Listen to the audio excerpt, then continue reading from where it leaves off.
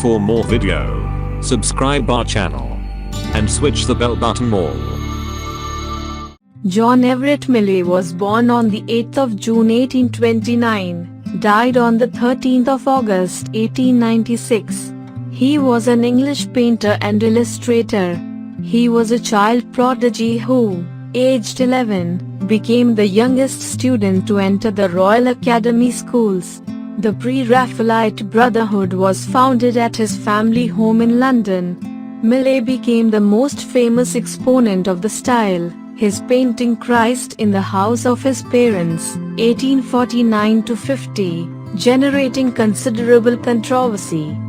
By the mid-1850s, Millais was moving away from the Pre-Raphaelite style to develop a new form of realism in his art.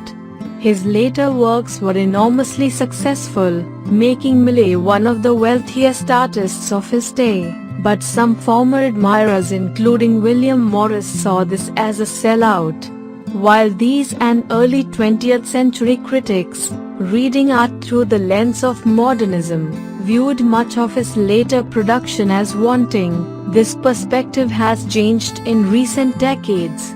As his later works have come to be seen in the context of wider changes and advanced tendencies in the broader late 19th century art world, and can now be seen as predictive of the art world of the present.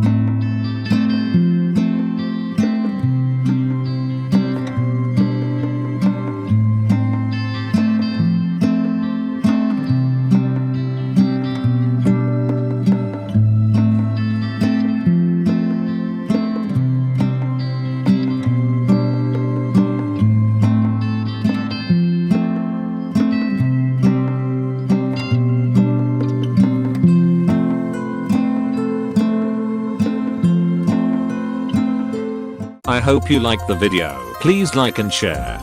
Thank for watching.